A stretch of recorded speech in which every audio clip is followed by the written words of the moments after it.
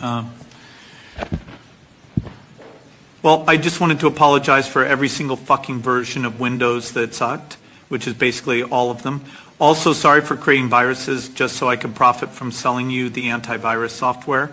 And on that note, sorry for spreading real viruses by profiting from vaccines and shit. Also, sorry for sterilizing so many of you. There's just too many of us, and some of you are not nice. That's why I'm trying to block out the sun. Anyway, I just came here to ask for a pardon from all the Epstein shit. Thank you. Hey, folks, how's it going? Welcome to the program. Give me a finger. Will you please raise that finger, and will you share this program? Yesterday's program was a little bit intense, right? So it's that time again. We're going to kind of take a mental break, a vacation from all of the crap. And it's time again for what in the hell did I just watch? You know, sometimes we need a little mental vacay. Don't you agree? We just need to take a break, get our mood adjusted. Speaking of mood adjusted, today's program is brought to you by the incredible folks at CB Distillery. You know, you've had nights where you just can't sleep. Next day, you're dragging, you're exhausted. Everything just feels harder. That's where CBD from CB Distillery comes in. It can make a real difference. It's not just sleep. CB Distillery has solutions that work with your body to help stress, pain after exercise, even mood and focus. By the way, folks, the roll-on's the bomb, the pain roll-on. And it's all made with the highest quality, clean ingredients. No fillers, just premium CBD. And by the way, you can ask people in chat. They'll tell you they use it. We've been doing this for a while. So imagine waking up rested or enjoying your day without those nagging aches and pains. That's where the real win of CB Distillery comes in. Here, I've got a code for you on the screen you can use. If you're ready for better sleep, less stress, feeling good in your own skin again, well, try CBD from CB Distillery. And right now you can save 25% on your entire purchase. So visit CB Distillery. Use promo code Jovan. That's cbdistillery.com. Promo code Jovan. cbdistillery.com. Not only do we use it, it's amazing. I've distributed it all across my family, including our family here and video and everything else, right? Also, I'm asking you to pay attention to your money, especially your retirement account, your 401k, your IRA, gold. What, you think gold's going to hit $4,000? It's $3,910. Think it's going to hit $4,000? Think about that. I started telling you this when gold was about $1,400, $1,500. I'm only asking you just to go to jovanlovesgold.com. Now's the time to protect your money with gold and silver. Just request your free gold and silver kit today. You got to know how to do it. You've got to know why to do it. Just go get informed. Start there. Then make your best decision. But I'm worried about when they switch us to digital funds, we're going to be in trouble. And by the way, you might qualify to get up to $10,000 and additional silver, depending upon the size of your account. Folks, go to jovanlovesgold.com for the fine partners at Goldco and request your free gold and silver kit today. Okay, today is more about taking a breather. You know, sometimes I'll have an intense day and we really have to have a very hardcore, frank discussion, which I did. Got it out of my system. Pissed a few people off. Others, maybe I showed you how deep this crap goes. So taking a break from the crap, we're going to look at crap. Yeah, some weird crap. Share this program right now and let's take a little mental break. Warning, the following program has been rated Gilligaff and is intended for open-minded audiences.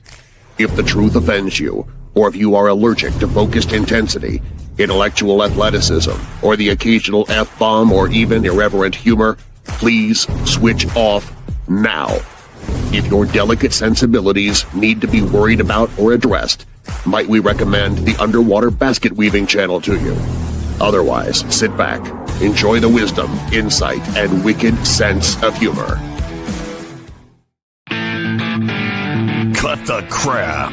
How many times a day do you want to say that to politicians, the elite, the loony liberals, the fake news media, and the gender-confused, emotional socialist snowflake crowd? Cut the crap is your secret weapon for fighting for our freedoms and our great republic. It all begins with a massive mental enema, freeing you from the toxic news and politically correct views, which constipate your consciousness with stinking thinking.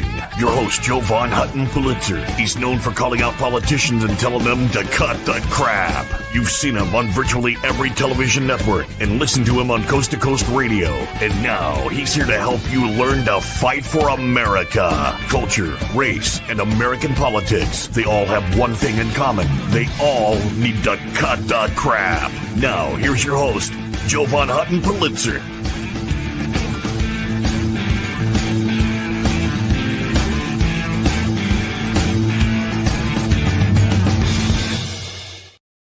Okay, folks, welcome to the program. You know something's brewing when I say we're going to take a vacation, and I've already got 2 thumbs down. You know, it probably stems from the broadcast I did, God Help Us. You can go back and watch it. I will tell you, I chose to bear out my soul with you.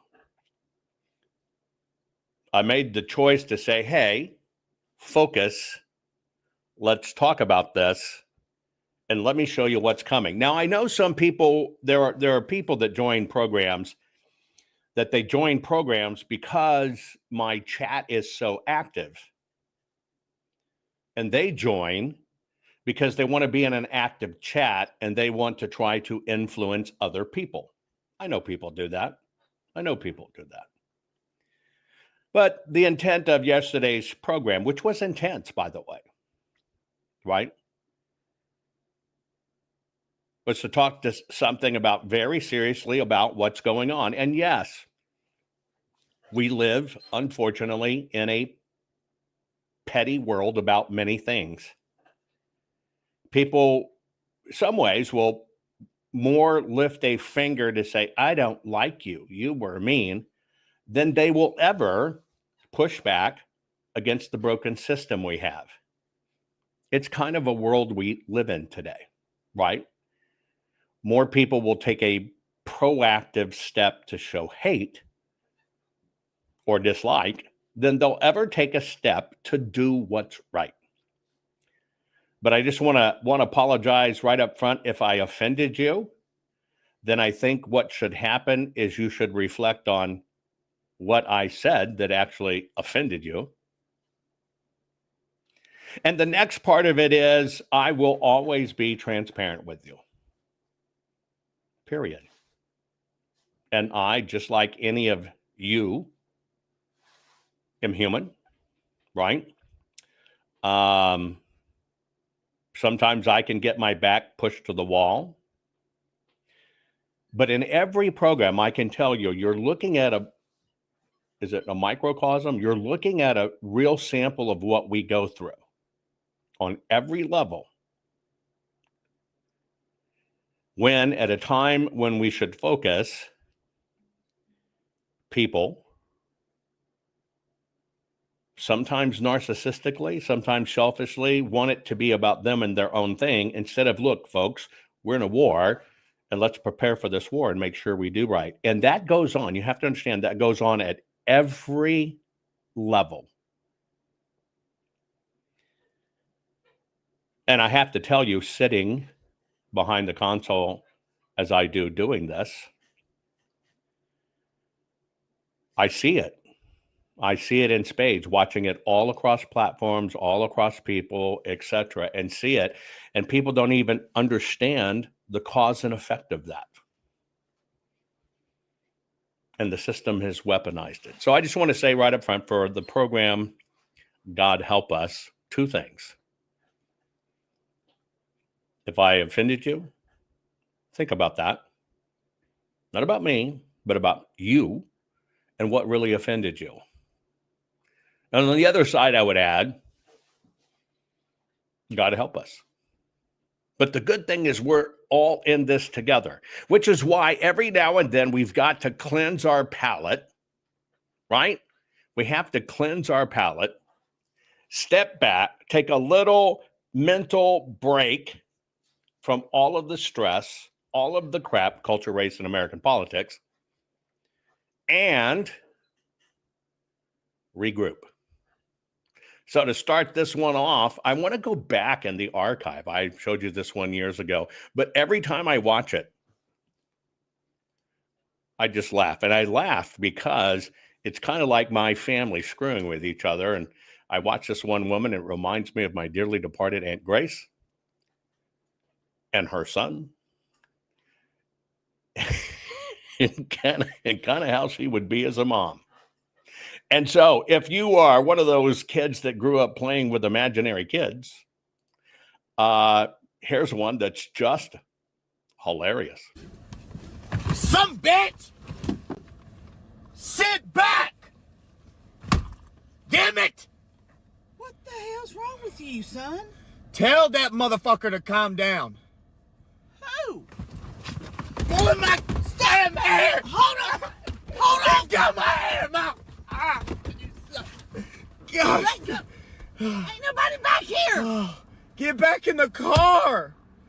Gosh, they're gonna get in the front seat! Get back up here! Oh, gosh. Are you all right? Gosh. Whoa, whoa! Ah! Mother! Calm down! Don't touch my head! Is everything okay? Are you okay? I won't let them touch you again, Ma. They didn't touch you. Ah! Stop it! Ah! Ah! Mom! Mother! Now, Billy! Mother! Mom! Let go of her hair! That's enough! Who in the hell's gonna hurt you? Him! Leave him alone!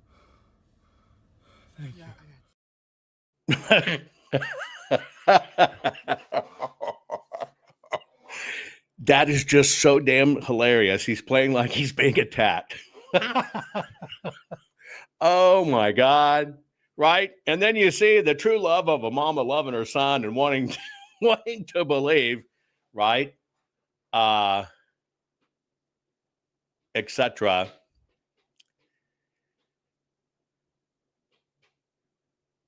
By the way, just to put out, if anybody wants to come in with me and you want to come on and you want to challenge me about scriptures historically, are you sure you should check?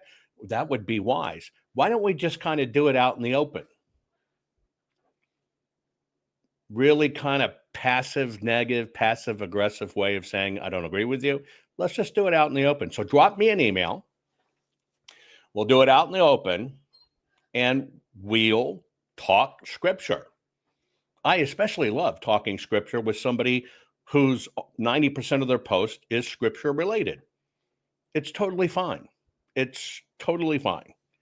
And I would welcome it because people should learn more about scripture, about the Bible, about where they come from, etc. Right? And I think that would be great. I would highly welcome it. Right? I would highly welcome it. So just drop me an email. Anybody, drop me an email. Right? I will go back and check anything. We'll just talk about our truths and everything else. And yes, I do know that and here's a good thing, we're in the middle of taking a break. Let's have some funnies. Where do people immediately take it?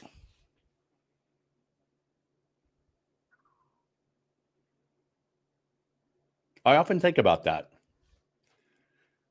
I often think about that. I just got to let you know, I often think about that. Like, we're going to talk about mountains. There's always some, what about the desert? We're going to talk about mountains. But I love that, folks. Anytime, anybody, wrong, right, indifferent, different religions, different faith, or whatever, ever want to talk scripture, origins, what are we here for? Where does all this come from? I love that and welcome that. Anybody that ever wants to talk, well, elections should be done this way, and this is what should happen in elections, or this, I love that. Anybody that wants to talk, well, you cuss and that's not really biblical or whatever. I'll drop one on you. Ready? See if anybody gets this. What does it mean? Crystal, I love you, dear. Thank you for telling me. I'm appreciated. What does it mean to not use the Lord's name in vain?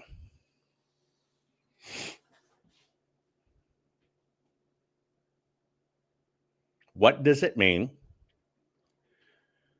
when it is said, don't use the Lord's name in vain? I'll do a show on the Ark of the Covenant. Anyway, we'll just take a couple of minutes here because somebody brought it up. It was their point, not mine. But what does it mean to not use the Lord's name in vain, which you've been told is a no-no? Where does that come from? What does it mean?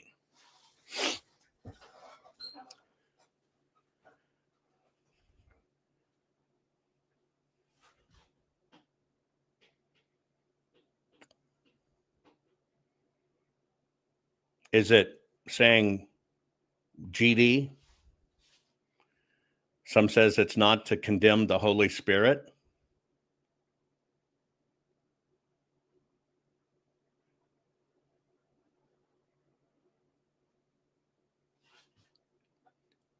Here's it's interesting. You ready?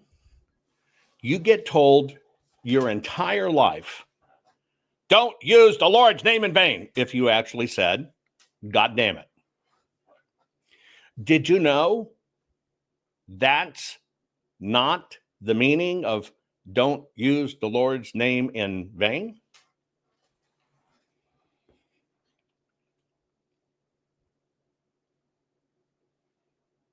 Did you know that? Some are saying don't use his name with anything negative. Not that. Not to use the Lord's name in vain. Here's what it biblically, theologically means. It's not your mama or your aunt saying, don't you use that cuss word, Lord's name in vain. Oh, you, Lord's name in vain. No, here's what it is. Ready? It basically means, and I'm paraphrasing, to profess, to be, we'll just call it a Christian, a person of the word, a God believer, and invoke God trying to correct other people as if you're righteous when you do the same thing. It's kind of like getting on TV and raising money in God's name and you're the deepest rat bastard in the world. That is the actual meaning of using God's name in vain. Now think about how many people do that. Think about that. Think about how many people really do that. Think about how many podcasters you know are rat bastards will drop in Jesus this or start with a prayer or whatever, and you know they're full of shit. That is what it means to not use the Lord or God's name in vain. That's exactly what it means. Just FYI. Stu who? Okay. Anyway, hey, but any of y'all guys, I'm totally open. You've got my email. It's just my name at Gmail. If any one of you at any time want to debate any topic want to lay out any topic, and you're right, using the Lord's name, saying, Biden saying, I'm a Christian, I'm a Catholic, but see what he supports? That's using God's name in vain. Boom. Prime example. Prime example.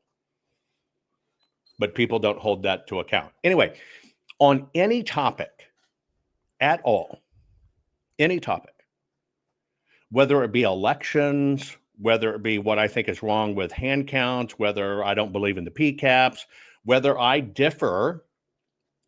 Somebody was calling me out the other day. You don't call out General Flynn. You don't call out Patrick Byrne. You're protecting them.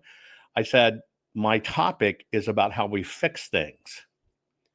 I accept an adult can have a different view on things, like Patrick and the Serbia stuff.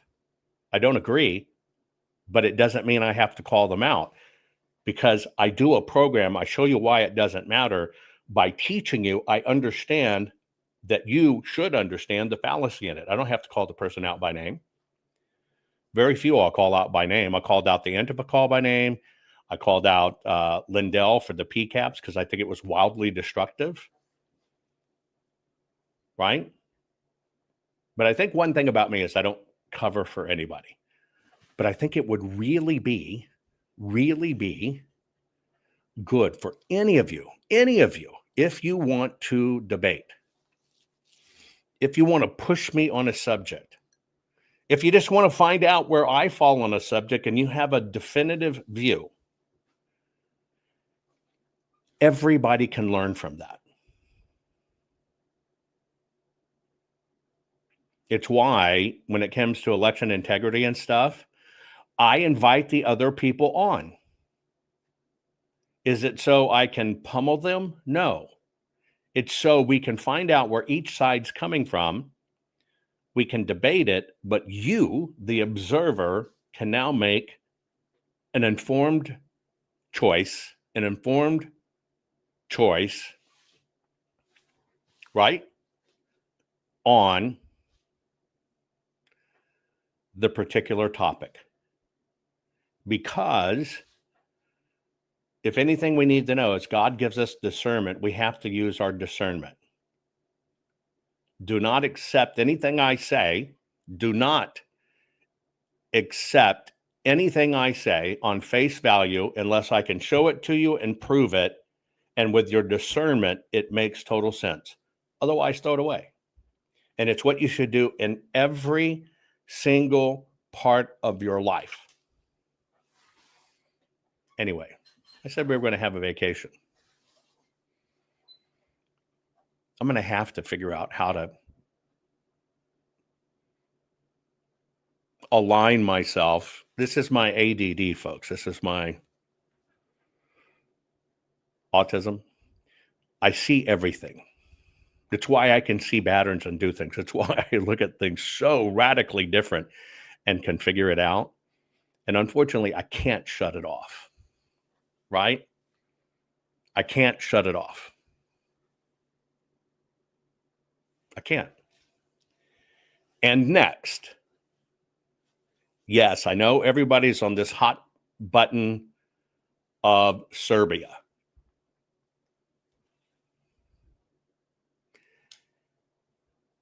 I will never shy away from what I believe. It's psychological warfare. It's an op that is being run. Period. And you do not have to agree with me. But I think I can show you why it shouldn't matter. Because, see, we can get our minds all over this place and get our hands all needy and whatever. And I'll give you an example. It's kind of like the Epstein list. Will it move the needle?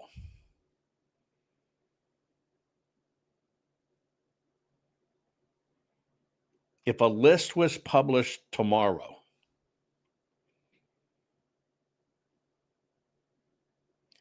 will it move the needle? Will it change anything? No. And it's just like right now, they're saying, well, Elon was on an Epstein Island list. No, he wasn't.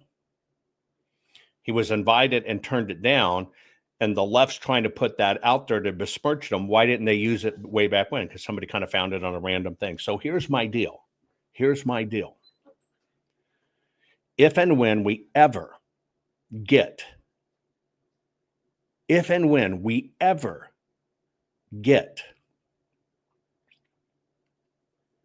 information about Epstein and the list, you're going to find people on it that don't shock you, and you're going to find people on it that do shock you.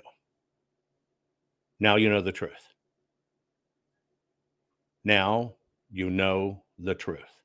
I've just told you absolutely the truth.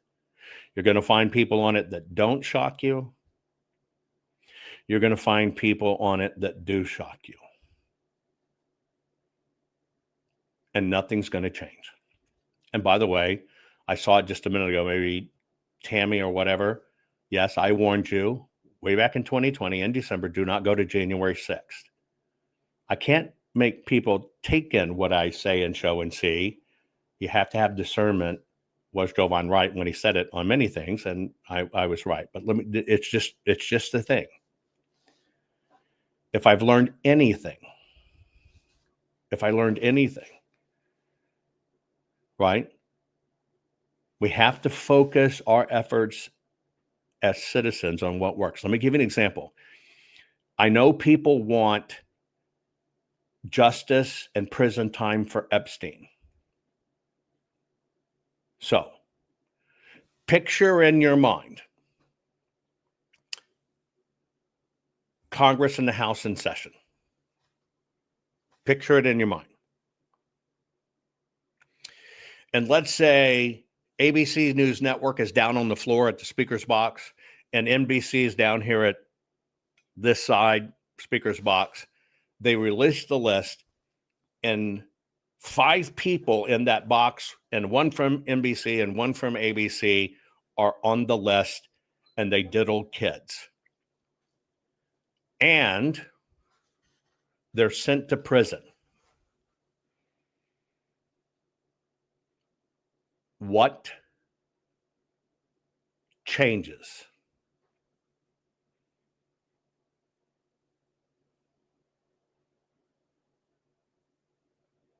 Put it in chat. What changes?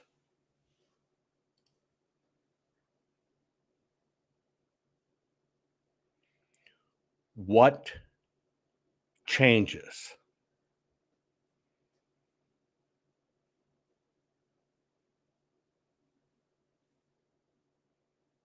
Nothing. Do pedophiles stop diddling kids? No. Do traffickers stop kidnapping, capturing, and selling kids? Does it stop? No. Here's something I learned. We have been trained for feelings,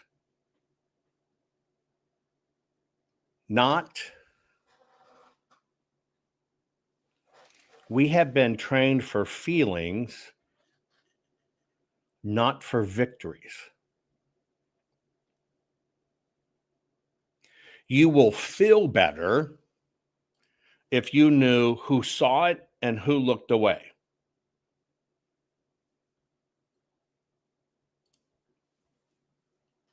You will feel better if you did the crime, you do the time. You'll just feel better. But it won't change a thing.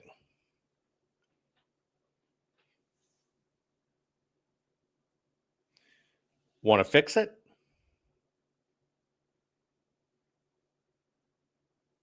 Want to fix it? Then, number one, you got to become a warrior. And number two, you have to go to the core of how do you fix it? And there's only one core that fixes it. What is it?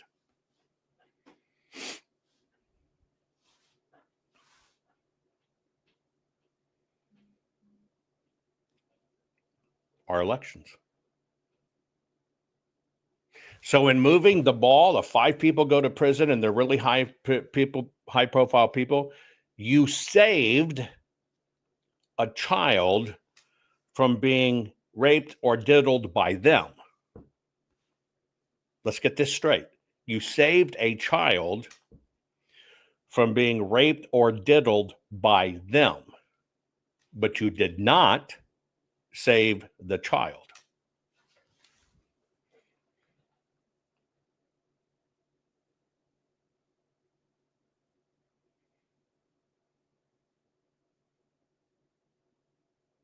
You understand the difference?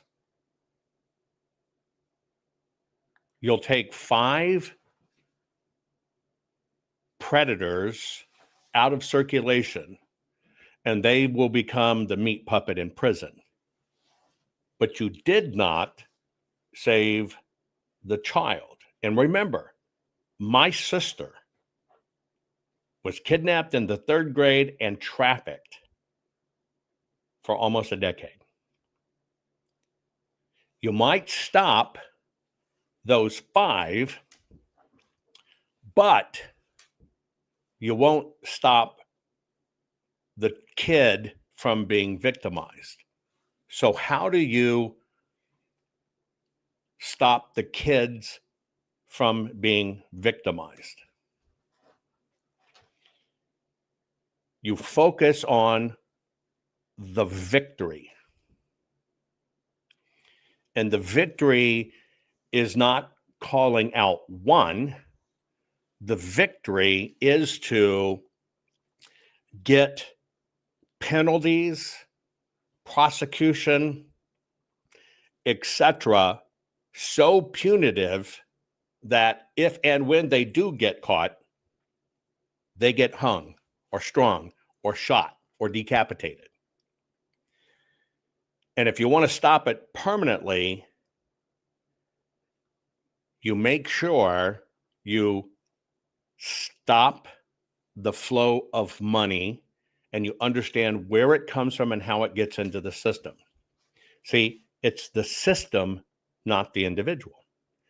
And so, yes, they will always give us people to hate. They'll always hold up one.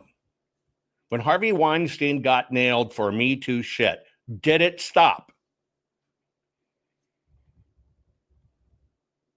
When that New York lawmaker or New Jersey lawmaker just went to jail, he and his wife, that had gold bars and stuff, just went to jail. Did lawmakers all of a sudden all become legit and not take money under the table? Remember, it is perfectly fine to want justice for others. And a lot of times that's just social signaling. You know what you should want? Justice for you and your family. Now, Menendez, thank you very much. You're not a pedophile. You're not trafficking in the people. But what you got to want is justice for your family. So what happens is it is us, all of us collectively, that have to change our rules and understanding about this, which means it's us that have to flex and change. When we get deeper in all of this, when we understand the difference between somebody getting on TV and saying, I got the PCAPs, I got them all. I'm going to show you every single state, every single county, every single vote that swapped. We got every lawmaker coming in. We got the news networks here. We're going to show you exactly how they did and when they did it. And then it gets to court. And under oath, you find out, well, we never had them. Did you change?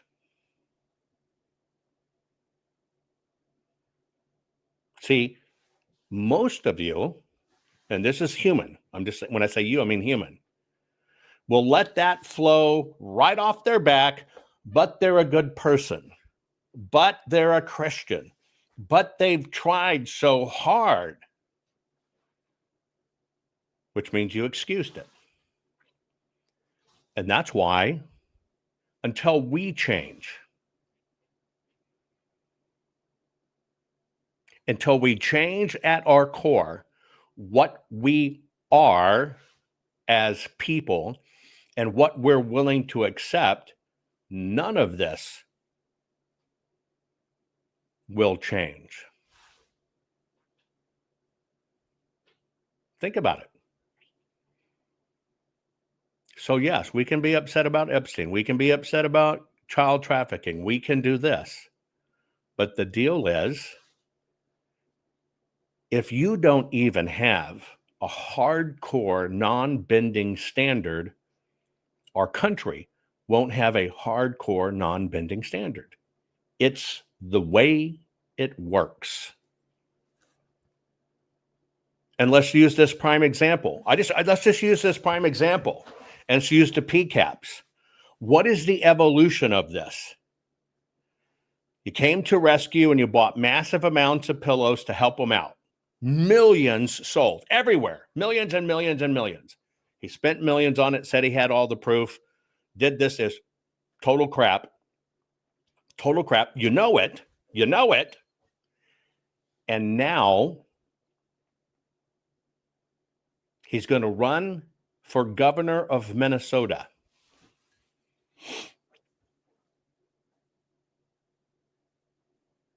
I want you to think about that. Ostensibly millions in media, millions in donations, millions in support, a lot of like and love, but when it came down to it, it was crap. But you'll probably now vote him in as governor of Minnesota. And he will be rewarded for that.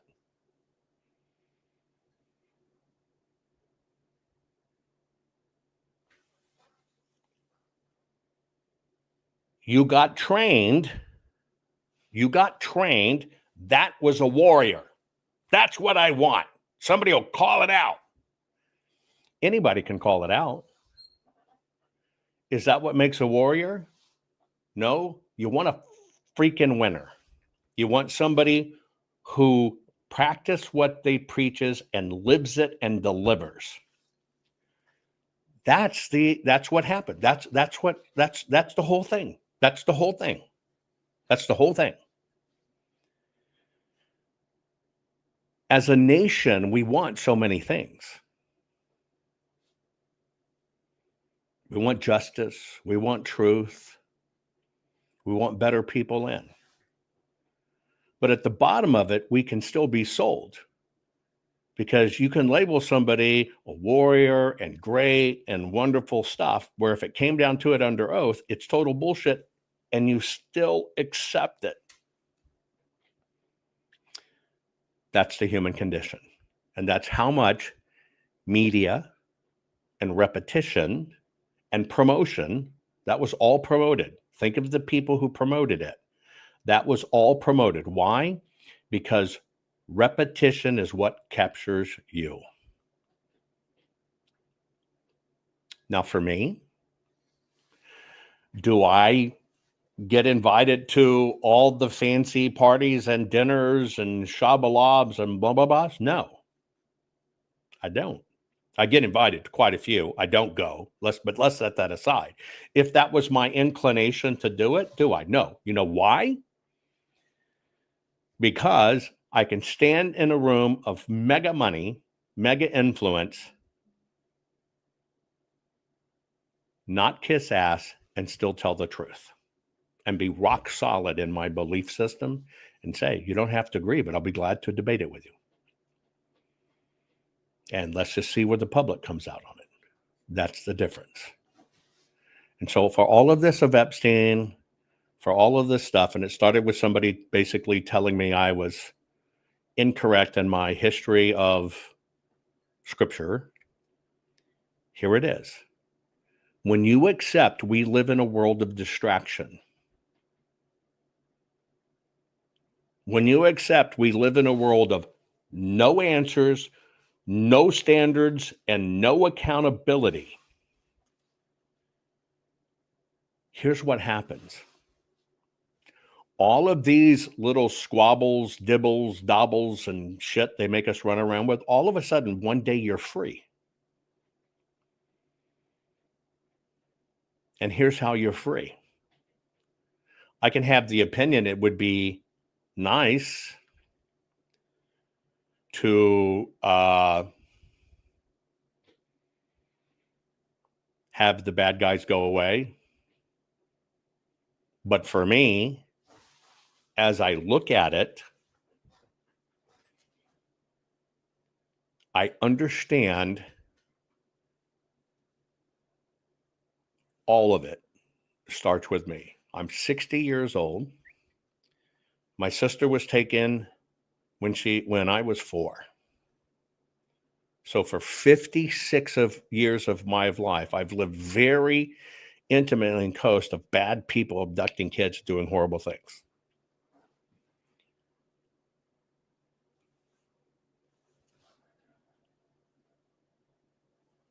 But I've learned to see the world through what it really is. And you know what the world is? What is the world? Do you know this? What is this world we live in?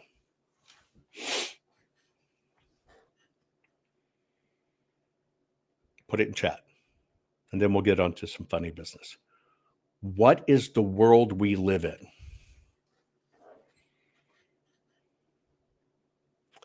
We live in Satan's domain.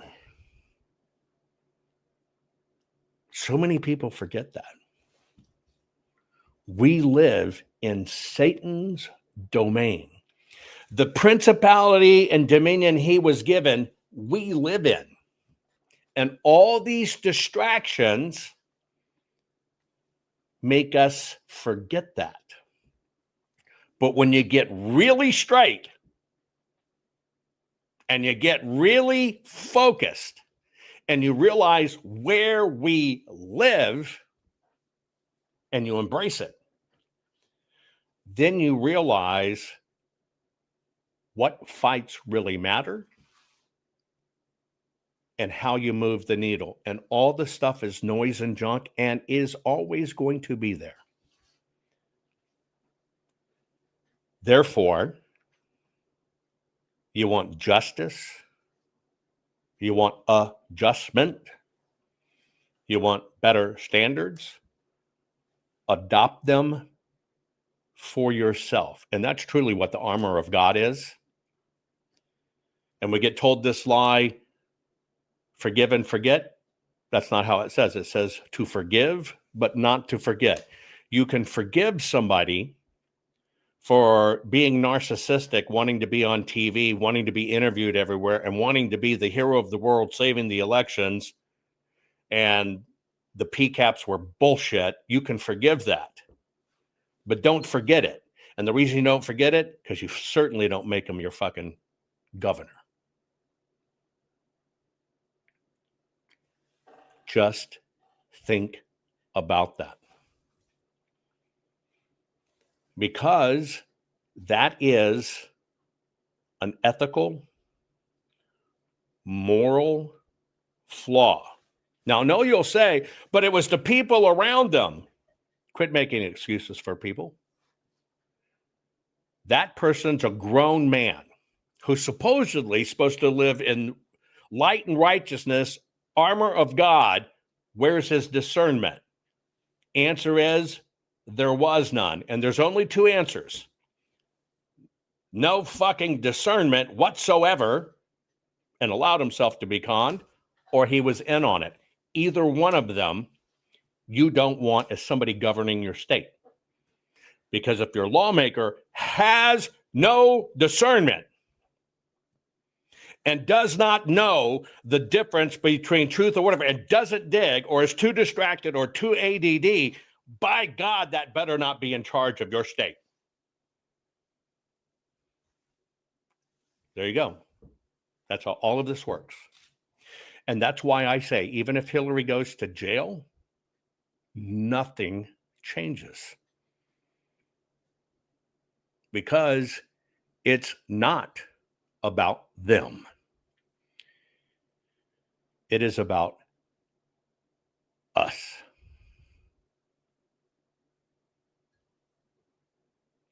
Now think of the millions of people that bought into that con, that will get pissed at me, will thumbs down the shit out of me for telling the truth, when that's the same formula for disaster.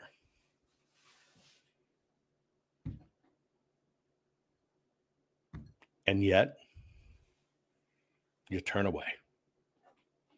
And at the end of the day, that's why I told you, get very selfish. It's your front yard, your backyard, your kids, your grandkids, your great-grandkids. And if you don't change,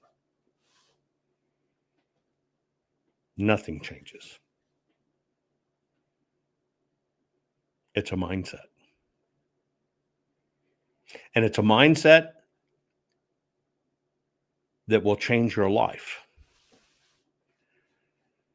Because a few things happen. It's always a burden, will never change. Always a burden. But what will change is your allegiance will change. You will know in your heart and your soul, you're doing what's right. You will know your boss is God, nothing else. And you will know that every decision you make is backed by your absolute standard and ethic. And the more perfected you get of not compromising that standard and ethic, the more free you become. And then you sit back like the Matrix, and instead of seeing the code falling down, you see it for what it is. Distractive, squirrel-chasing crap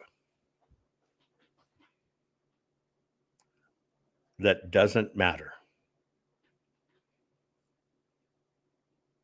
Only one life matters. Yours. Only one life needs to be lived best as possible. Yours. And in doing that in your life, what happens is you inspire people to search out the same thing you are, be the same thing you are, work hard to be the same thing you are, and don't care about the chatter, and don't care about the other people, and don't care about being liked, and don't care about being loved. Because that's not what matters. Not at all. That's the secret. But it's a hard one for a lot of people to do. And with that, I'm going to replay this one funny. We're going to get on with it. Sorry for doing that. But I want to replay this one funny. And even though this guy, right?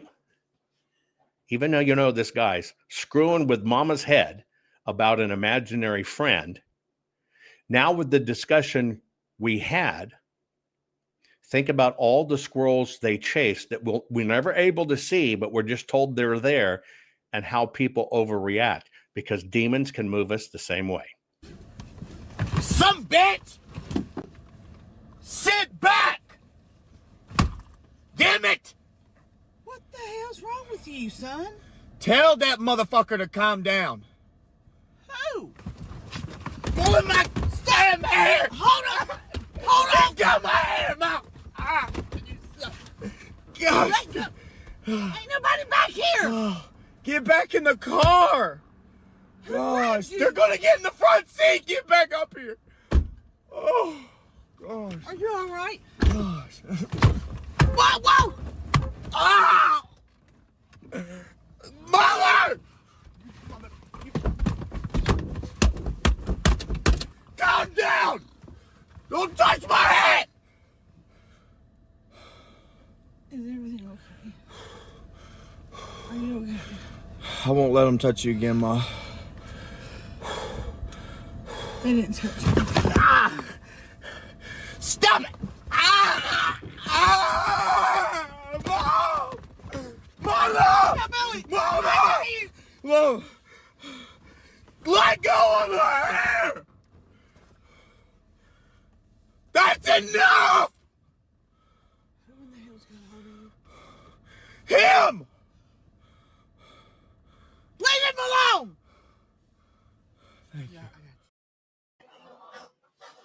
God bless mamas. That's my baby. I don't care if I can't see it. I know something's going on. I trust my baby. Whatever. It's very funny. dumb, but very funny. And it's a very good study of people. Speaking of that, do you think he was a cowboy? I found a new cowboy for you. I did. And what's really interesting is many are saying he's going to be a rising star.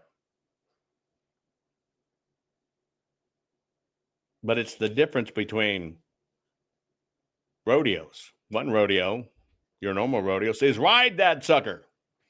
The other rodeo that's a little light in the loafers has it backwards and says, suck that rider. Well, who says you can't be cowboy and a little bit cowgirl too? I rope and ride 'em right beside 'em in my...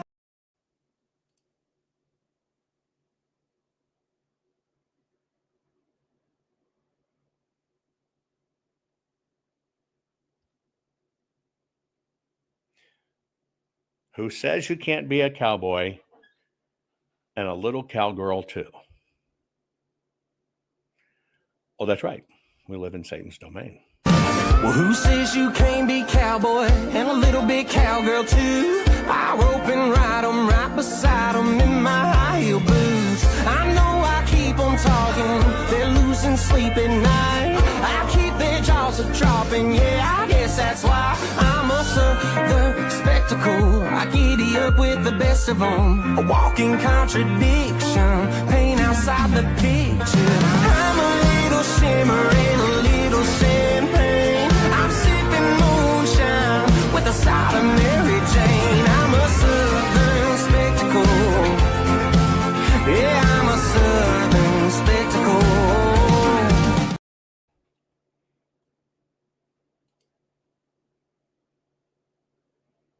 Now you know why I say, what the hell did I just watch? Yeah, it seems to be taking off. Don't know. But there's a lot of this out there, right? Now, I normally show you all kinds of tranny stuff, and they could be too long. I did find one, because y'all complained that sometimes these, like, what the hell did I watch? And you're looking at tranny stuff that I show it to you and the clips are too long, and you complain that they're too long and they hurt my eyes and don't play it again. Well, I answered your call to find one that tells it, but keeps it really short.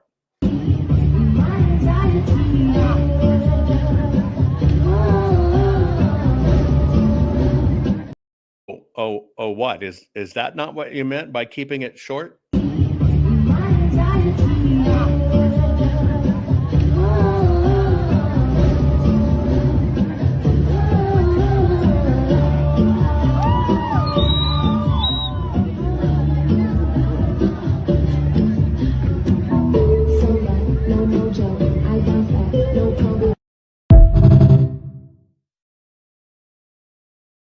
I'm not sure what I would call that. And yes, I'm thinking, what the hell did I just watch? I'm not sure, but evidently that's a somebody says I'm freaking dead. It's a trans performer. Who knows? Deborah says, I really did not need to see that. What was that? You need to see it again? You told me keep them short. I heard you. I did. You know how hard it was to find that clip? Speaking of it, here's a practical joke.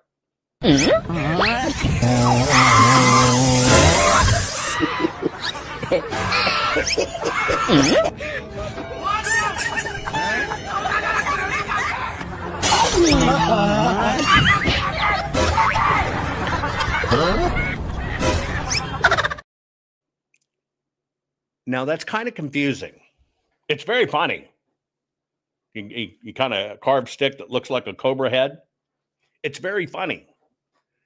But it creates a disconnect for me with that little thing, trans thing, whatever it was. You would think they would be really into big snakes.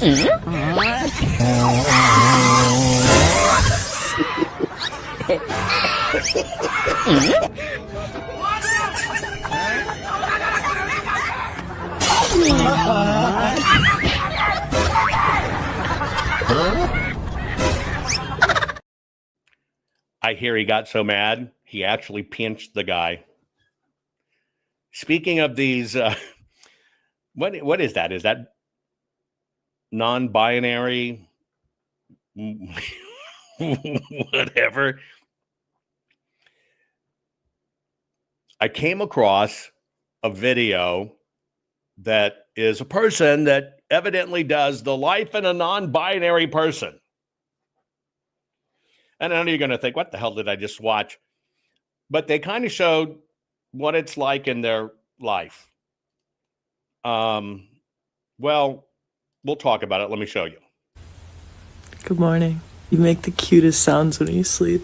Before we get up, do you mind if we do a land acknowledgement? Last night was so beautiful. I love how intentional you are with your body. I just picked up some ceremonial grade matcha from the refill store if you want me to make you a latte. I totally forgot to ask you last night, what's your milk preference?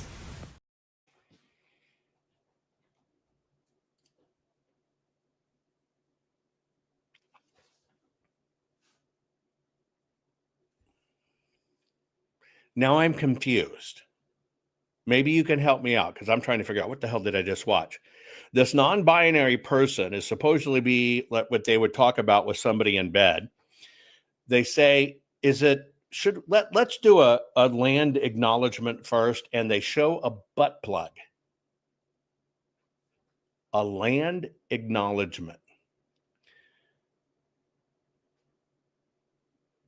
What's ceremonial grade matcha?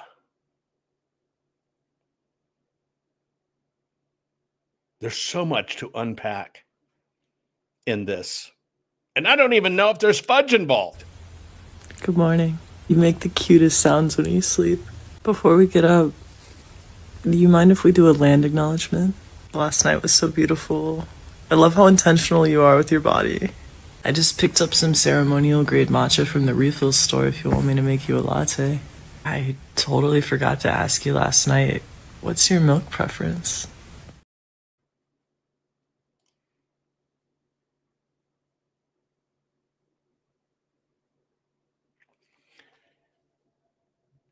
Putting the non-binary stuff aside, do any of you know what those things are? What's a land acknowledgement? I'm asking truly, what's a land acknowledgement? Do you want to begin our day as doing a land acknowledgement? Any idea what that is? Any of you ever heard of ceremonial grade mantra? Oh, I like the way you express your... I don't know what that was. And so I have to tell you, there's a lot of me that's confused these days. And I kind of feel sorry for young people entering the dating field. I think it would be confusing. I really do. I think it would be confusing. Now, hark back to some of this stuff, understanding the world we live in, who's really the domain of this world. Then this next video, although really weird and funny in ways, will actually kind of show you how infested this world we live in is.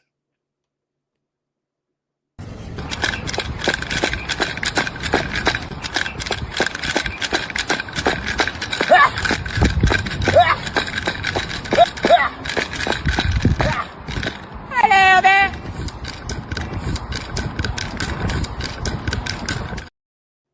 That thing is a dude. Now, I figured it out before he started the high karate. Yeah, yeah. What the hell is this?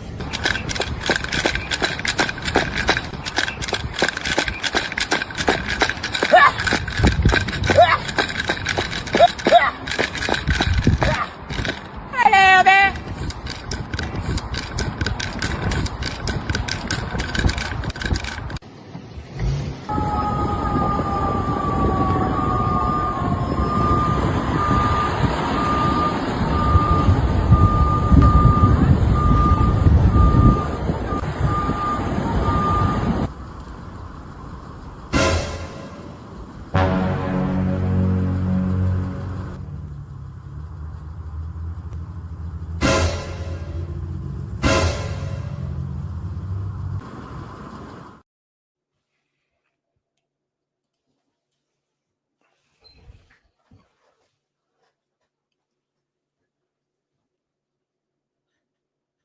When I see those things, and yes, they can be weird and funny, but you know what I see when I see those things? That demons have in fact been released, and they've truly started assuming physical forms. And society is attempting to normalize it.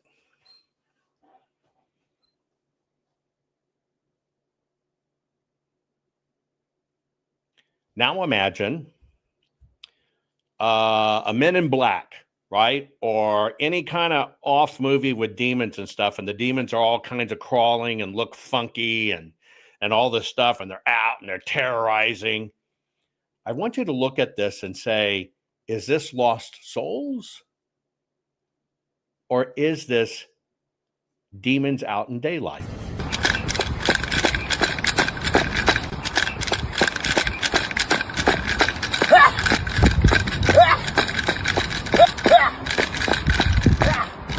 Hello there.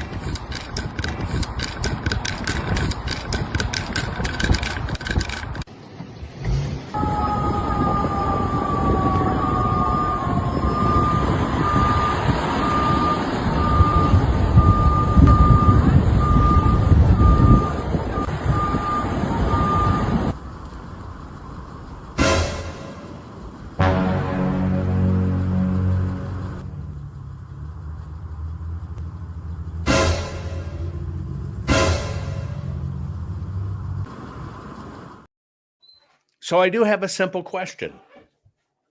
I know you're saying don't do bath salts. And we look at this train wreck it is and thinking, what the hell did I just watch? But I have a very serious question for you.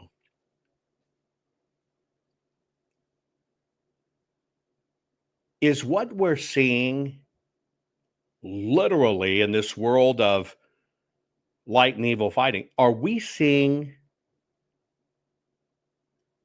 demons out in the open on the plane? Yes, they probably just, subsumed some poor soul. But is that a lost person, or is that a demon that has walked into our plane? When I see these things now, you think about like the movie Rosemary's Baby or some of this stuff, and you have a mom sacrificing her child or whatever, and then you see a mom taking her twins from the dad, and she has two twins, and from the time the one twin was 2, she's been transitioning him and swears he's a girl, and he thinks, well, mama won't love me if I don't transition. Is that not demonic possession of the mother? Think about that. Yes, Dina, it's actually called walk-ins.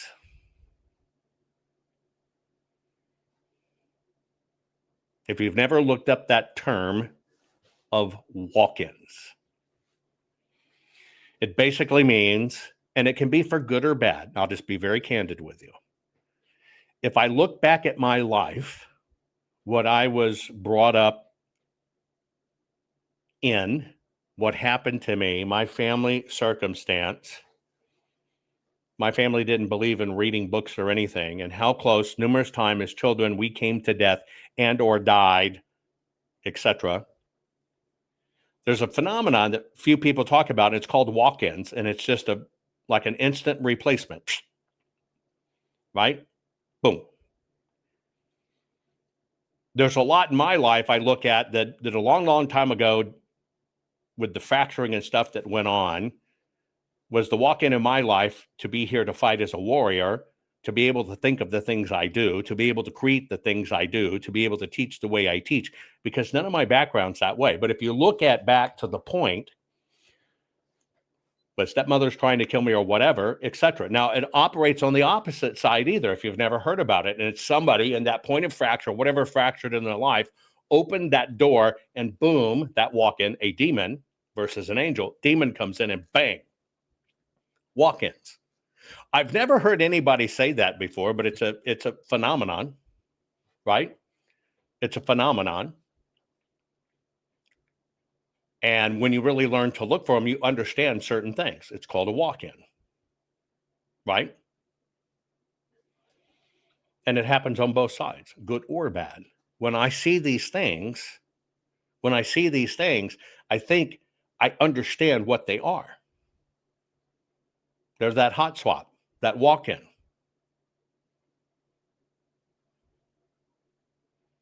Right?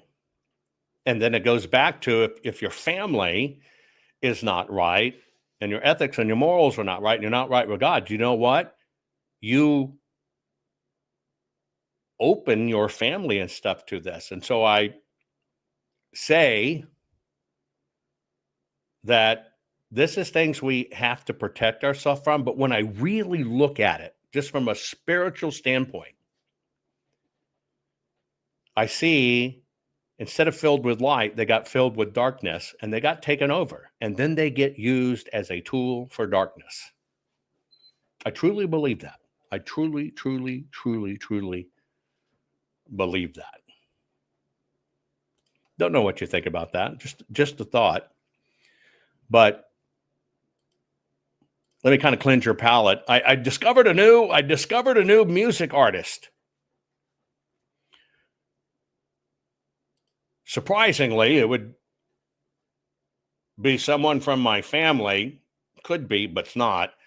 But I discovered a recording artist that you might, well, let's see. I think he goes by the name of Poor Dog.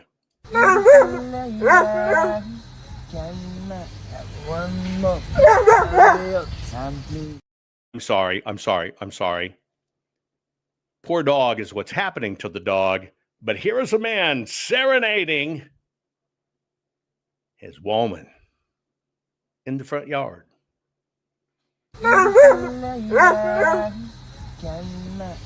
One more time, please. See, I really can't help myself. I keep on crying. But baby, I love you forever and ever. You're mine. Baby girl, let me tell you, you are my everything. And baby, I tell you, baby, every single day that I love you, I will tell you and you know. Baby girl, I can show you in every single way I hold you. Baby girl, let me tell you, you are my everything. Baby girl, I love you. Okay, on how? Stop it. Stop it.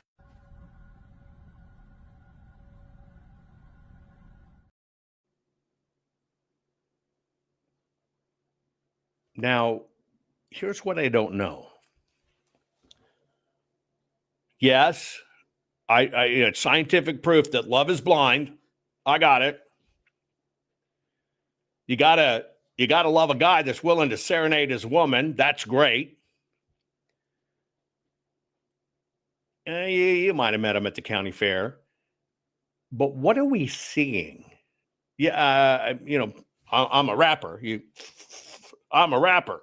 My name's Stewie. Anyway.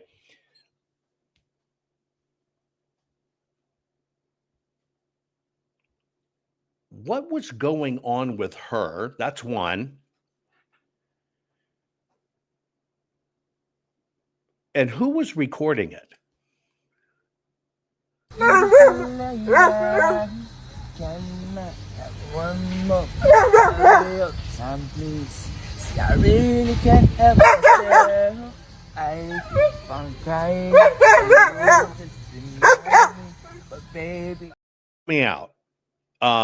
It looks like a neighborhood with a high fence, but then I see a lot of tents in the backyard. But there's a house, but people living in tents. What am I seeing? can I have one more time, please? See, I really can't help myself.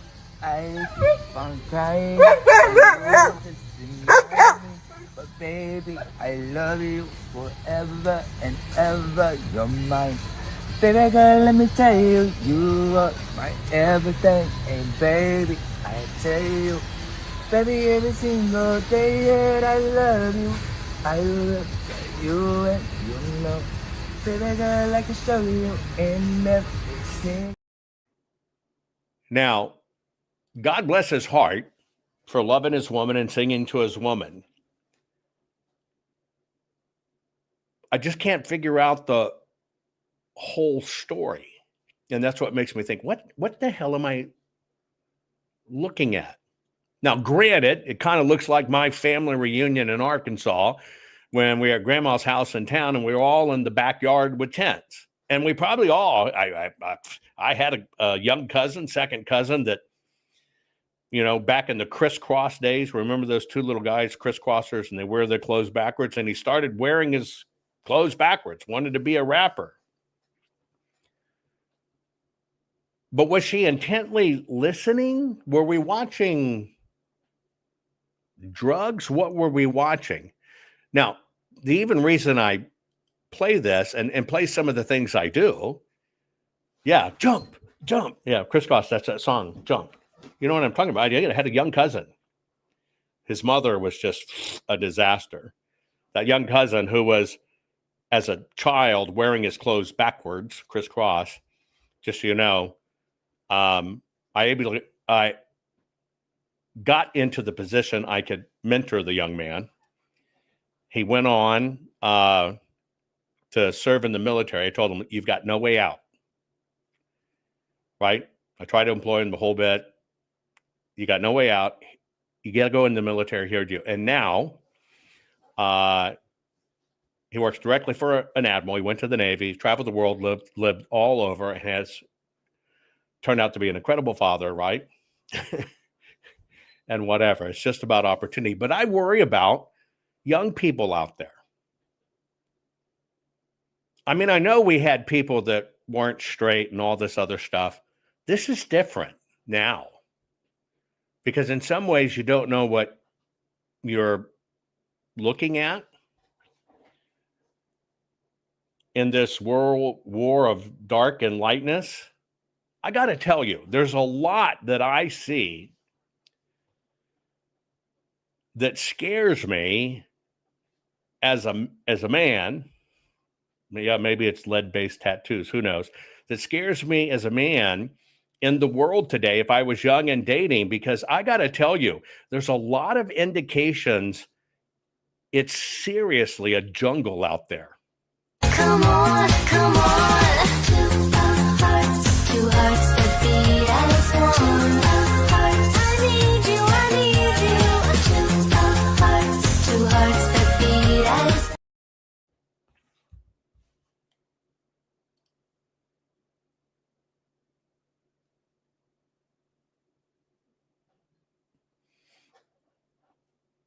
This is a new trend.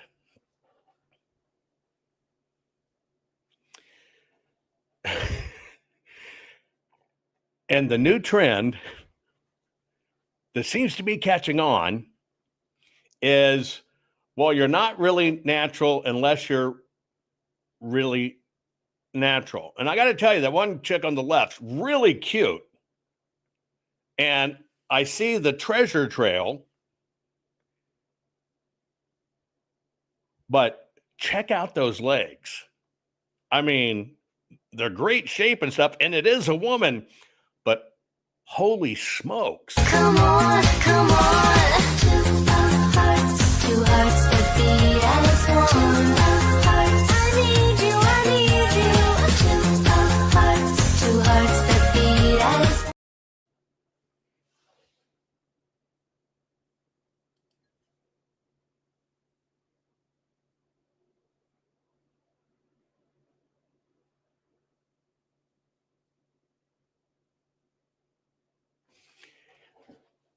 I guess, if people's own personal choices to have pubes, they're women. Trust me, they're actually women. They're not men.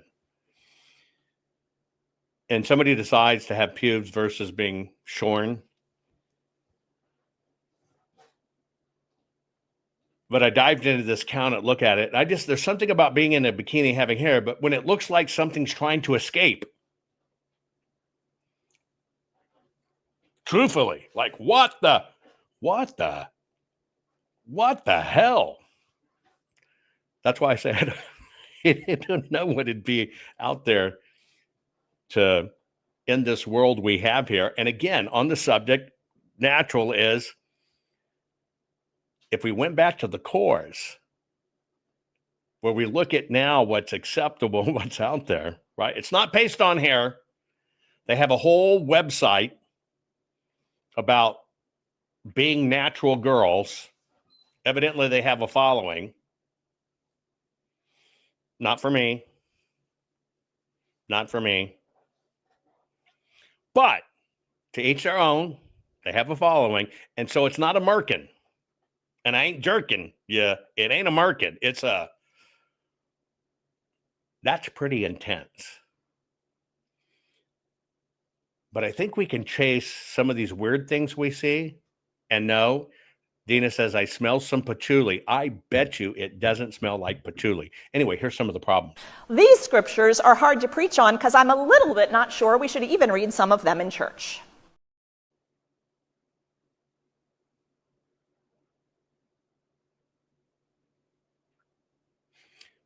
A tummy toupee? Never heard that one before. Okay. Whisker biscuits? Hadn't heard that one before.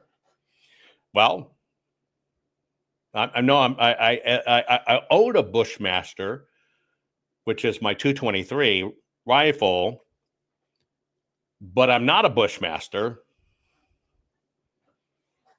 You see, it would have changed my whole routine. She's cute. I'd tie her up. But my idea wouldn't be, it'd change the routine to tie her up and then have to shave her whole body just to, no thanks. Hey, here. Somebody says, what? Why not?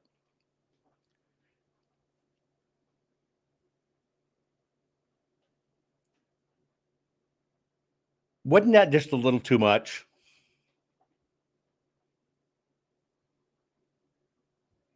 I mean, that was just a little too much. But I think some of these things in society that we're seeing, right? Let me show you where I think it goes wrong. Because here's a pastor in church saying she doesn't want to read scripture in church because she thinks it's inappropriate. Explains a lot. These scriptures are hard to preach on because I'm a little bit not sure we should even read some of them in church. I do not like these scriptures. There are scriptures that are hard to preach on, like the prodigal son, because it's really hard to come up with different ways to say God will always love you. Oh, hey, don't get me wrong. Don't get me wrong. Body positivity is brilliant. And I clearly say to each their own. And when I comment, that's just not for me. That's just a little too much when her legs are hairier than mine. And you got to remember, I couldn't grow facial hair. True story. I couldn't grow facial hair until I was 35 years old.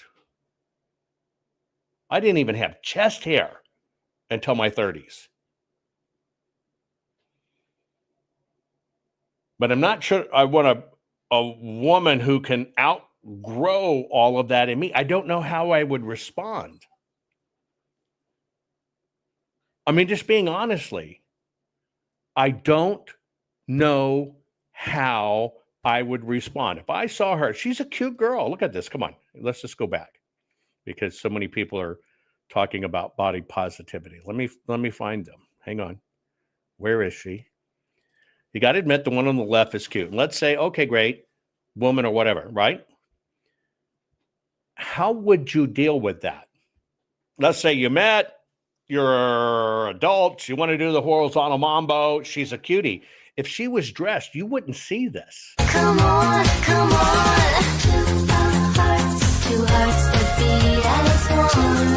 I need you, I need you. Honest question is, how would you deal with this?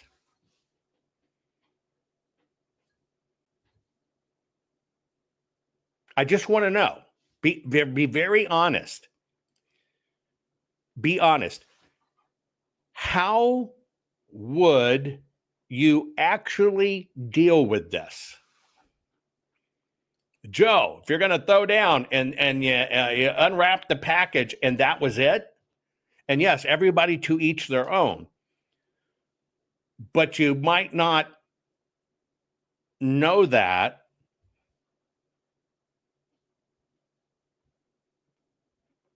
How would you deal with it? How would you hide it if it just kind of wasn't your thing?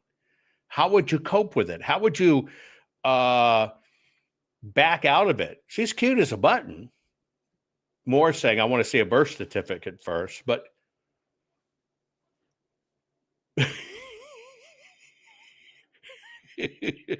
oh my God, JP, say that's what flower's for. I know that joke, and JP.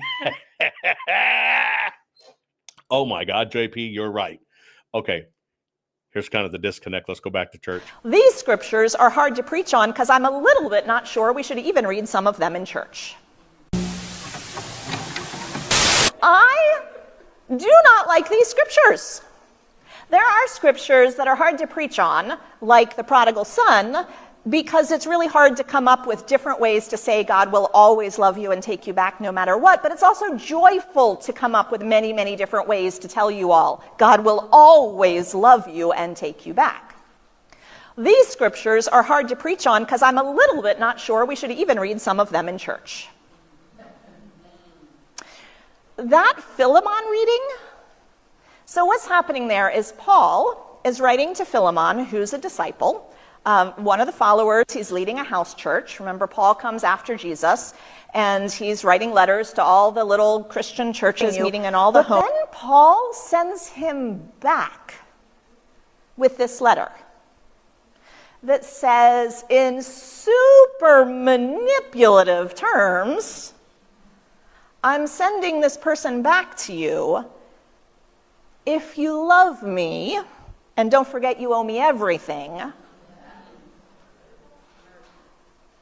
you'll set him free. Now, it's clear that the intent of the letter is for this enslaved person to be set free, so that's good. But Paul also doesn't say, hey, I don't know if you have anyone else enslaved in your home, maybe you should set them free because human beings are not possessions. I would really like it if Paul said that. Right? Why didn't Paul say that? I don't actually know why Paul didn't say that. And in fact, I'm not going to come up with a good reason why we should all be happy about this letter. Sometimes I do sermons where I'm like, here's this thing that we're upset about, but here's this other thing that we love about it, and so if we dig around underneath it, we're going to like it. This is not one of those. I don't like this. I can't find anything redeeming in this letter.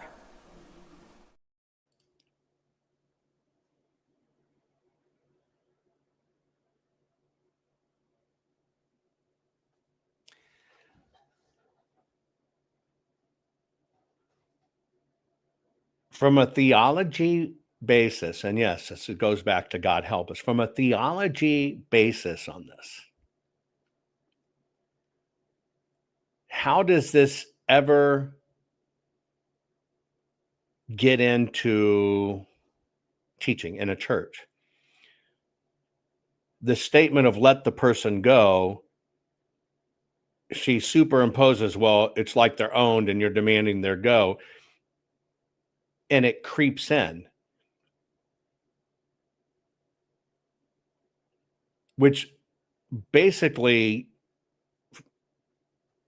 when I watch it, what the hell did I just watch? I don't even understand her sermon or her point, other than her personal preference. I don't like the words. And because she doesn't like the words and she changes their meaning and applies something else to it, that she can say they shouldn't even be read aloud. Now, I just have a simple question. Is that theology? Is that even something to be ordained? Or is that something very wicked and very evil creeping into our earthly plane under the guise of church? I'm going to play it for you again. I'm trying to listen to the moral of the story. I'm trying to figure out, okay, what's the message? She clearly says, I don't even like reading these in church. What is really going on here? Try it again. You tell me, put in chat, what is the message? What the hell did I just watch? What are we watching? These scriptures are hard to preach on because I'm a little bit not sure we should even read some of them in church. I do not like these scriptures. There are scriptures that are hard to preach on, like the prodigal son, because it's really hard to come up with different ways to say God will always love you and take you back no matter what, but it's also joyful to come up with many, many different ways to tell you all God will always love you and take you back. These scriptures are hard to preach on because I'm a little bit not sure we should even read some of them in church. That Philemon reading, so what's happening there is Paul is writing to Philemon, who's a disciple, one of the followers. He's leading a house church. Remember, Paul comes after Jesus, and he's writing letters to all the little Christian churches meeting in all the homes. Then Paul sends him back with this letter that says, in super manipulative terms, I'm sending this person back to you. If you love me, and don't forget you owe me everything, you'll set him free. Now, it's clear that the intent of the letter is for this enslaved person to be set free, so that's good. But Paul also doesn't say, hey, I don't know if you have anyone else enslaved in your home, maybe you should set them free because human beings are not possessions. I would really like it if Paul said that. Right? Why didn't Paul say that? I don't actually know why Paul didn't say that. And in fact, I'm not going to come up with a good reason why we should all be happy about this letter. Sometimes I do sermons where I'm like, here's this thing that we're upset about, but here's this other thing that we love about it, and so if we dig around underneath it, we're going to like it. This is not one of those. I don't like this. I can't find anything redeeming in this letter.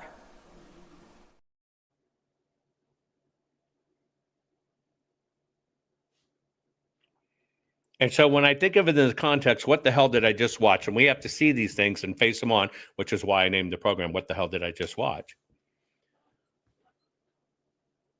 Was this not a person not bringing people to God, but passing judgment on the Bible by saying it was just wrong and it wasn't worded right, and she doesn't think it should be presented? Is that not what this is? In context of what it truly is, it's a church, supposedly. It's a congregation, supposedly, where the whole goal is to fortify your relationship with God. But what the sermon is, her passing judgment on the Bible, it doesn't meet her standard. She thinks it was worded wrong and shouldn't even be presented in church. Is this not what I've talked about many times of the vast cleaving of people away from God?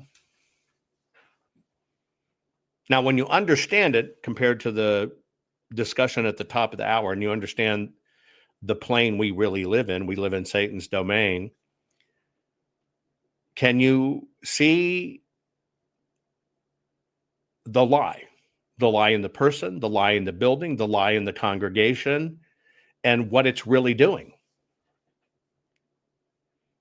And therefore, instead of trying to bring people closer to what we need to bring, which why I did the program the other day, God help us. Think about it. Think about what was truly happening there, which goes back to my discussion. When you understand we live in an active battlefield, when you understand the plane we live on is Satan's domain. And when you understand the only people we're responsible for is to make sure we have hard, definitive morals and ethics. Because when we do this, that's what that is. That is designed to cleave people away from truth, which is why I included it. What the hell I just watched? What did I watch? And society has even taught our young ones to disconnect and to be selfish and to be about them and to have no emotions, no depth, and no connection. And I'll prove it to you. So, what were you saying about not having fun? I'm done having fun. I'm done having fun. I had so much fun in my 20s. So much fun with so many men. Too much fun, honestly. I think I, reached the fun limit. But I'm serious about dating. I'm in my 30s. I have a plan. I have a time frame. I have deadlines. Right. I want a baby in a year. I just froze my eggs. I want a ring in 9 months, and I want to be married a year and a half, maybe 2 years. So I'm looking for someone who is at that level. Well, this and is willing to meet me at that level. For sure. This is our first date, so yeah, I feel know. like That's why I'm being maybe crystal clear, because so many men look just like you, have just wasted years of my life, and I'm so sick of it, and I'm not going to let it happen. Well, I thought you were trying to have fun, so it's No, like... I'm not. I'm not having fun. I'm done having Right, fun. you're done with fun now, but before... I had so much fun. Yeah, that much is clear. A lot of men. Yeah, I'm picturing a lot of things And right I now. don't need to do it anymore. And Yeah. honestly, you're really not my type. My friend told me to go out with you, and because she seems like you're the type that wants to settle down. So Okay. normally I don't go for you, but I feel like maybe you're at the same place in your life and my life. I don't know. Yeah, this might not be a great fit. First date, and she's already laying out a full timeline like it's a business meeting. Baby in a year, ring in 9 months, marriage in 2. That's not romance. That's a checklist. The whole vibe screams desperation and not attraction. Nothing makes a man lose interest faster than feeling like he's being recruited to fix a life plan that's already behind schedule. This is the problem with the fun years. A whole decade spent running around, stacking memories, stacking baggage, and then when the party's over, suddenly it's time to get serious. But serious doesn't erase mileage. Serious doesn't erase the past. The truth is simple. No man with options is signing up to be the retirement plan after a decade of chaos. No man with self-respect is rushing into a contract just because she wasted her prime and now wants to hit fast forward. Love doesn't grow under pressure. It dies there. And any guy who sticks around after hearing that kind of speech on a first date isn't her soulmate. He's just desperate enough to play along. What was interesting that I thought was a really good point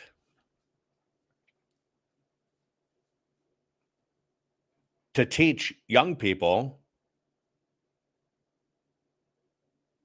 understand the context that you're not there to be somebody's retirement plan. But also just think of the points. She wants, what was it? A baby in a year,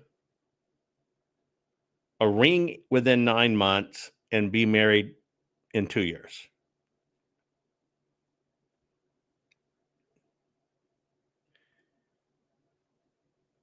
The question is, do we even have these discussions anymore with our children? Do we even teach discernment anymore? When you think, what the hell did I just watch? Now, one of you said it's staged. Let me tell you a true story. A few decades ago, I went on a date. Really, really great looking woman. I was in the process of finishing, because I'm always in build mode and building and stuff. I was in the process of finishing one very large ranch. And I decided from building that particular estate that I also wanted to build another estate, what my next one would be. And it was, totally off the grid, everything, the whole bit. I'd already been gathering the materials, doing things, the whole bit. And in getting to know this person over dinner, first time, this really exists, I shared with this person, I think the question was, what are you into? What do you like? What are you doing? And I said, well, I've been working on a project. I've been reclaiming old timbers and old lumbers and stuff. And in my next home, I'm going to build one, but it's going to be 100% off the grid, et cetera, et cetera. And I kind of go through it. And I said, and that's what I really want to do. I really have this hard focus to make that happen. Because the other one I'd gotten 75% off the grid and off the system, right? I wanted to go as pure as possible. And this woman who I'd never met before, great looker, right? Great looker. Jan says her younger son is getting married today. Congratulations. Fantastic. And it wasn't a log cabin. The one I had finished was a big log cabin. This was something different. I was using reclaimed materials of different things. My goal was, how much of the material can I collect in a reclaimed manner versus using pre-cut timber and all this other stuff. Anyway, you know what she said to me after I kind of shared that, what was doing? Here she said was, ready? True story. What about me and what I like?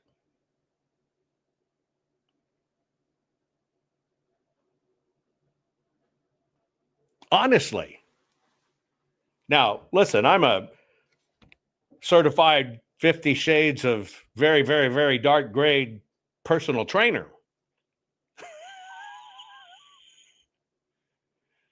And she wasn't joking. And it's not like me to, at that time in my life, to pass up horizontal mambo, pretzel tangling with a great looking woman. This was the first date, the first meet. Picked her up at a place, walked up, picked her up, got in the car, chit chat, go to a restaurant, having food. And she says, well, what about me? What I like?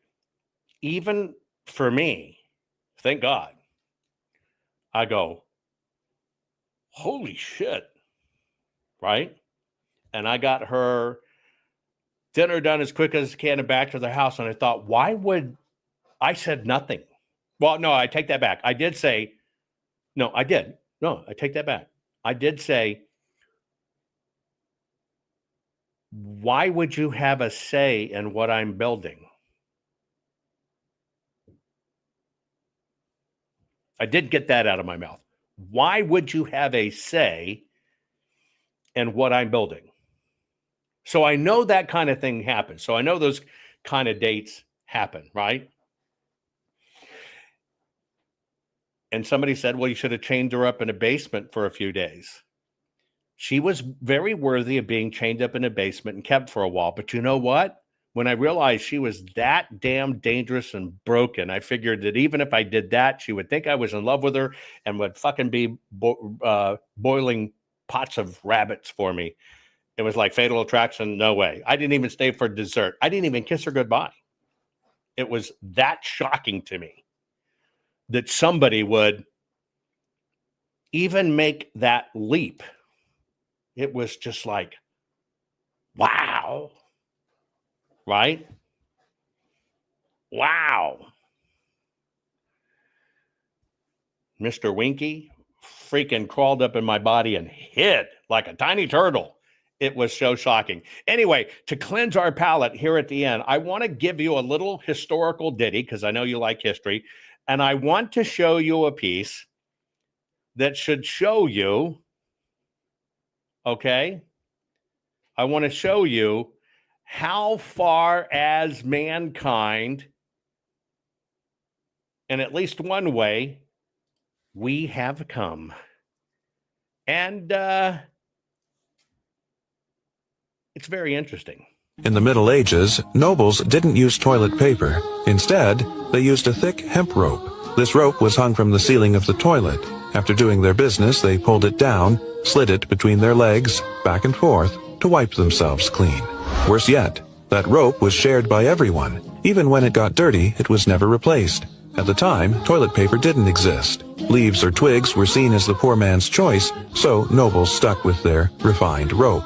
In ancient Rome, privacy didn't exist. People sat side by side on long benches, no walls, no partitions, only eye contact to hide the sound. In front of them was a water channel. Floating inside, a sponge tied to a stick. That was their toilet paper. And yes, everyone shared it. Before use, they dipped it in vinegar and salt water, a kind of disinfectant. If you didn't want that, you could use a piece of sharp ceramic. But be careful. Many cut themselves. The ancient Greeks also used broken tiles, risking the same danger. Meanwhile, in ancient China, people used thin bamboo strips. Safer, cleaner, and easier to wash. So tell me, which one would you choose?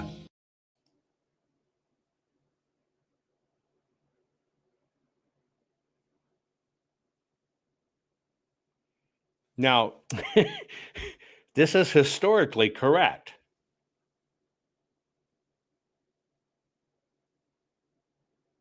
So I look at that and go, well, in many ways, mankind has evolved. It's great. Now we have runs on toilet paper, not runs on rope. But think about that.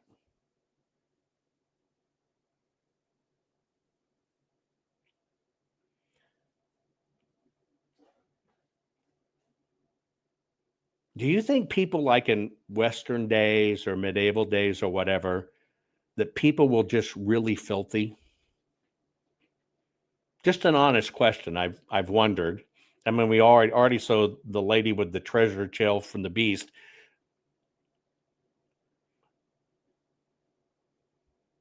Do you think back in time,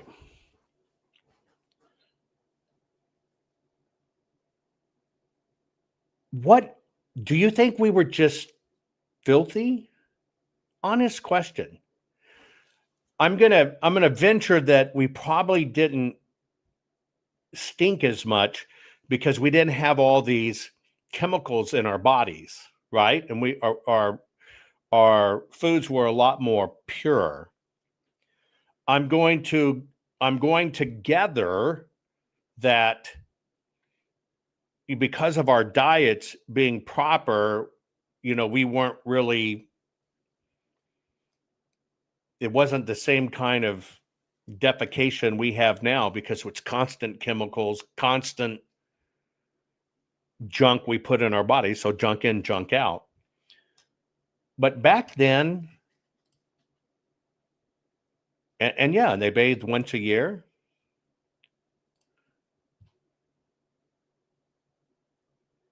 And were we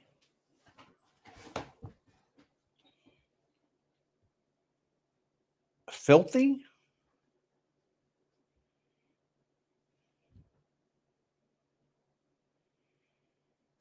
Were we filthy? It's just a thought. It's where my brain goes. I see. So yeah, Dina says everybody smelled like shit. Is that very possible? I do think from a science standpoint, I do think from a scientific standpoint, poos and urines at that time would be radically different. Urine would have been honestly purer because really what you were drinking was water, except like in Europe where they drink beer in place of water because water was bad. But think about that. I'm not being twisted. I'm just trying to think of all we've overcome as humankind.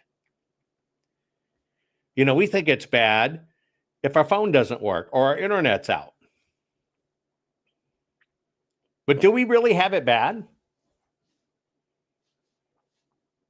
Do we really have it bad? And you're right, Jan. I think everybody had an incredible immune system by far.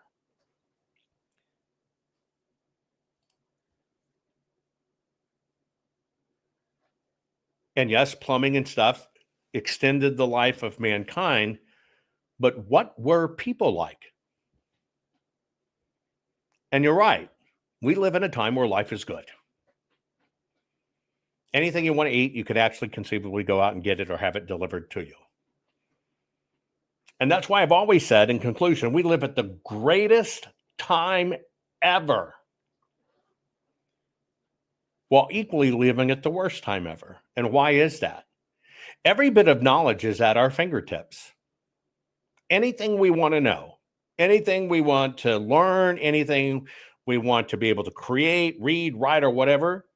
Do you actually realize that you can read and write every single language in the world? Did you realize that about yourself? I want you to think about just that one. Do you realize you can read and write and comprehend? You can read, write, and comprehend every single known language in the world, thanks to your phone and a computer. But it can now be done. There are no barriers to knowledge. None. None. You ever think about that? So that's why I always say we live in the most fantastic, incredible. Lily says, I cannot read French. That's hard. That is incorrect. You can take any French document, import it into Babel, Google Translate, and you can read it in any language you want. Now, I know you're European, but you can. Nothing prevents it. Nothing prevents it. Nothing prevents us from learning anything any longer in any language. We can. Therein lies, why are we so enslaved? Why are we at such a deficit? Why have we gone backwards? Why have our children devolved? At the very time we can learn anything. I still come from an era, and many of you do too, we were only as good as our school librarian and the choices she made for our little bitty library.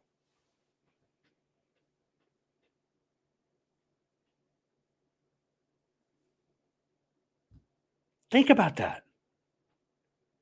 We all grew up predominantly in an era that we were only as good as what the librarians at school chose for us to read, or our parents had books at home, and that's it.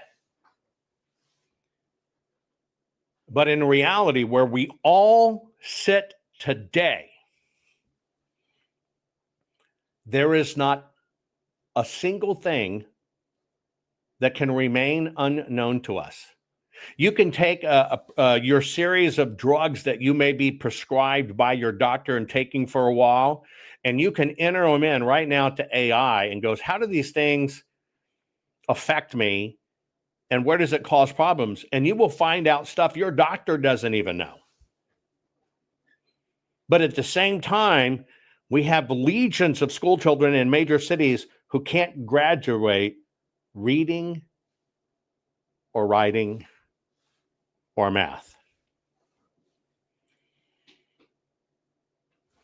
Greg, you have it right. This is the key to everything. In this plane we live in, which is definitely Satan's domain, we have a real hard time finding the gifts we truly have. Because there is so much bad, so much off, so much goofy, so much broken, so much sickness, we don't really realize the true powers we have. And we have incredible power. We have incredible abilities. And we just don't either believe it or tap into it. It's been an interesting discussion today, but just like I told you, look, if there's topics you want me to cover, you can say, I want you to cover this, but that means you're coming on with me and let's have a discussion. It's all about knowledge. It's all about power. It's all about sharing. And at the end of the day, knowledge is power. And we do have the ability to use it, but at a time when we all feel so helpless. And that's the interesting conundrum. And it's why I teach. Anyway, I appreciate you all.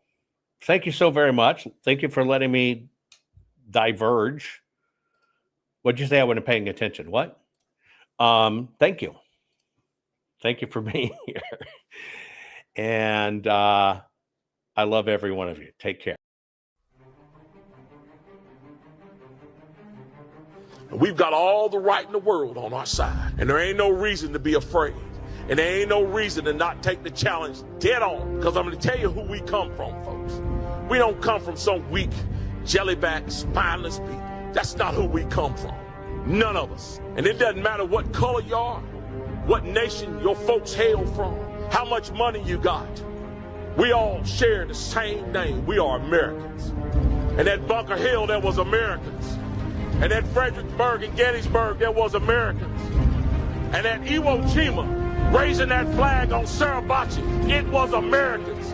And at Pork Chop Hill, there was Americans. Quezon, there was Americans. And on 9/11, there was Americans who ran towards those burning buildings. That is who you share your heritage with. You do not share your heritage with a weak and ineffective people who cower at the sight of trouble. You share your heritage with a strong and brave people who are determined to hold on to their freedom and for the freedom of future generations.